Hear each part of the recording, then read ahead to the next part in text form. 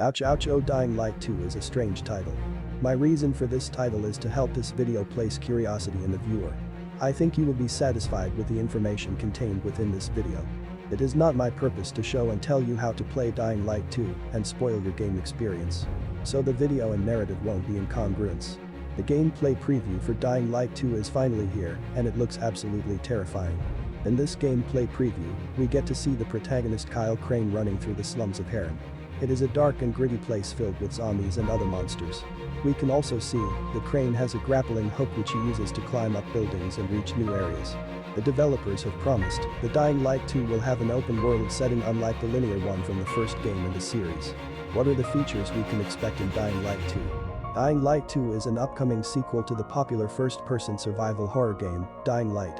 The game is set in a fictional city called Harran. Players will control a character named Kyle Crane, who has been sent in to infiltrate the quarantine zone and recover a file that could end the war between the government and infected. Crane will have to travel through both urban and rural environments in order to complete his mission. The gameplay of Dying Light 2 has been modified from its predecessor, with players now having access to parkour and free-running mechanics in addition to combat skills. Players will be able to use these skills for traversing across the environment as well as when fighting enemies. This leads us into our next point.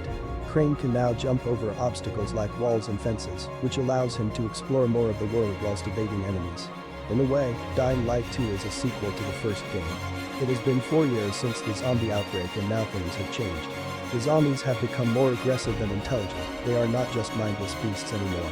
In this sequel, you play as Kyle Crane who has to infiltrate a quarantine zone in the fictional city of Harran, an area where people were once infected with a zombie virus and now live in fear of being attacked by zombies at any moment. The gameplay is largely similar to the first game, but there are also some new features that make Dying Light 2 stand out from other games in its genre. For example, you can be infected with a virus which gives you special abilities, but also makes your life shorter. You can also use parkour to climb buildings. In the gaming industry, zombies have been a popular topic for years. In this video, I am going to use the video game Dying Light as an example of how zombie culture has evolved in pop culture and why it is important to understand the subtext. The video game Dying Light focuses on a zombie apocalypse and how it affects the human race. The zombies are not just mindless creatures that want to eat humans, but they also represent a threat to humanity's way of life.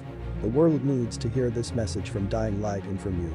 In the last few years, we've seen a real shift in the way people are interacting with games. They're playing them, streaming them and watching others play them. The world needs to hear this message from Dying Light and from you. This is not a game about zombies or killing or survival. It's about something much bigger than that. Hope. The world needs to hear this message from Dying Light and from you. Dying Light 2 parkour mechanics and establishing a clear goal. Dying Light 2 is implementing parkour mechanics in a new way. It will be more focused on the story, and the game will have a clear goal.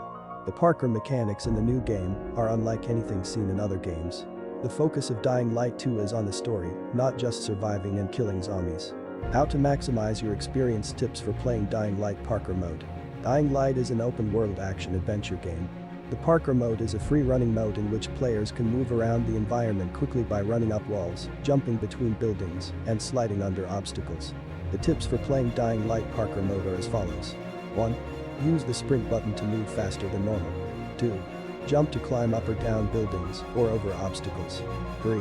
Slide under low obstacles by pressing the sprint button while running towards them and then pressing jump at the last second before hitting them head-on. 4. Pressing the crouch button will allow you to slide under low obstacles without having to press jump at all. 5. You can also press the crouch button while jumping to grab onto ledges and climb. The ending of Dying Light 2 story mode from a fan's perspective. The Dying Light fan talks about the ending to Dying Light 2. 1. The final fight against Race. There was no visible end boss fight moment as the previous games had. Instead, the player was led to a final room where they were able to confront Race, but not able to kill him. When he drew his sword out of the ground, the player is then prompted with a decision that they can't escape from. It took about 3 minutes for me to make a decision and finish my playthrough. 2. The end credits. After I killed Race and left my house, I was still waiting for my story mode playthrough to end. The music stopped playing, and there was only silence as it finally flashed onto the screen the end. In conclusion, Dying Light 2 is a very entertaining game and teaches us an important lesson about humanity. The world is not a perfect place. Mankind will always try to overcome his mistakes. Thanks you for watching this video.